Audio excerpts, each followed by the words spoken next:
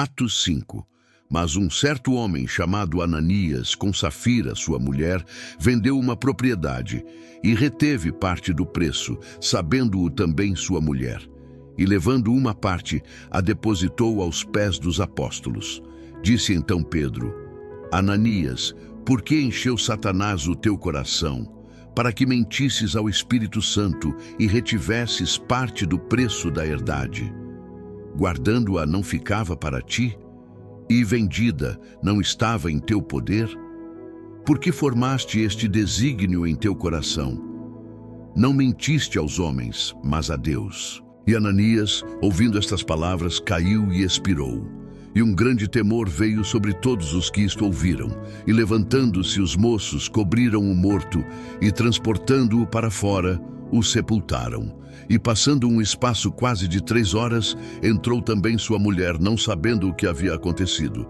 E disse-lhe Pedro: Dize-me, vendestes portanto aquela herdade? E ela disse: Sim, portanto. E Ananias, ouvindo estas palavras, caiu e expirou. E um grande temor veio sobre todos os que isto ouviram. E levantando-se os moços, cobriram o morto e, transportando-o para fora, o sepultaram. E passando um espaço quase de 3 horas, entrou também sua mulher, não sabendo o que havia acontecido. E disse-lhe Pedro: Dize-me, vendestes portanto aquela herdade? E ela disse: Sim, portanto. E muitos sinais e prodígios eram feitos entre o povo pelas mãos dos apóstolos. E estavam todos unanimemente no alpendre de Salomão. Dos outros, porém, ninguém ousava ajuntar-se a eles. Mas o povo tinha-os em grande estima. E a multidão dos que criam no Senhor, tanto homens como mulheres, crescia cada vez mais.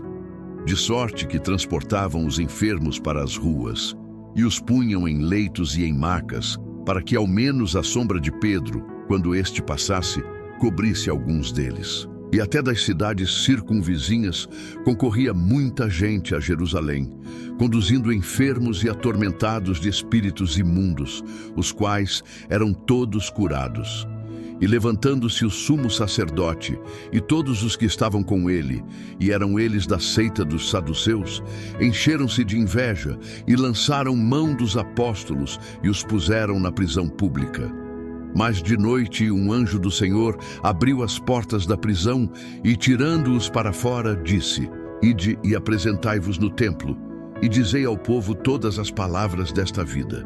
E ouvindo eles isto, entraram de manhã cedo no templo e ensinavam. Chegando, porém, o sumo sacerdote e os que estavam com ele, convocaram o conselho e a todos os anciãos dos filhos de Israel e enviaram ao cárcere para que de lá os trouxessem. Mas, tendo lá ido os servidores, não os acharam na prisão e, voltando, lhe anunciaram, dizendo: Achamos realmente o cárcere fechado, com toda a segurança, e os guardas que estavam fora, diante das portas. Mas quando abrimos, ninguém achamos dentro. Então o sumo sacerdote, o capitão do templo e os chefes dos sacerdotes, ouvindo estas palavras, estavam perplexos acerca deles e do que viria a ser aquilo. E chegando um, anunciou-lhes, dizendo: Eis que os homens que encerrastes na prisão estão em pé no templo e ensinam ao povo. Então foi o capitão com os servidores e os trouxe, não com violência, porque temiam ser apedrejados pelo povo. E trazendo-os, os apresentaram ao conselho.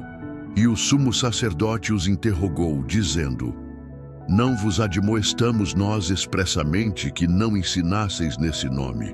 E eis que enchestes Jerusalém dessa vossa doutrina, e quereis lançar sobre nós o sangue desse homem.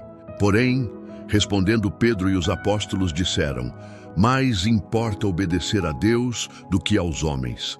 O Deus de nossos pais ressuscitou a Jesus, ao qual vós matastes, suspendendo-o no madeiro. Deus, com a sua destra, o elevou a príncipe e salvador para dar a Israel o arrependimento e a remissão dos pecados. E nós somos testemunhas acerca destas palavras, nós e também o Espírito Santo, que Deus deu àqueles que lhe obedecem. E ouvindo eles isto, se enfureciam e deliberaram matá-los. Mas levantando-se no conselho um certo fariseu, chamado Gamaliel, doutor da lei, venerado por todo o povo, mandou que por um pouco levassem para fora os apóstolos. E disse-lhes: Homens israelitas, acautelai-vos a respeito do que haveis de fazer a estes homens, porque antes destes dias levantou-se Teudas, dizendo ser alguém. A este se ajuntou o número de uns 400 homens, o qual foi morto, e todos os que lhe deram ouvidos foram dispersos e reduzidos a nada. Depois deste levantou-se Judas, o galileu, nos dias do alistamento, e levou muito povo após si. Mas também este pereceu, e todos os que lhe deram ouvidos foram dispersos. E agora digo-vos, dai de mão a estes homens e deixai-os, porque se este conselho ou esta obra é de homens, se desfará, mas se é de Deus, não podereis desfazê-la, para que não aconteça serdes também achados combatendo contra Deus. E concordaram com ele. E chamando os apóstolos e tendo-os açoitado, mandaram que não falassem no nome de Jesus e os deixaram ir. Retiraram-se, pois, da presença do conselho, regozijando-se de terem sido julgados dignos de padecer afronta pelo seu nome. E todos os dias, no templo e nas casas, não cessavam de ensinar e de anunciar a Jesus Cristo.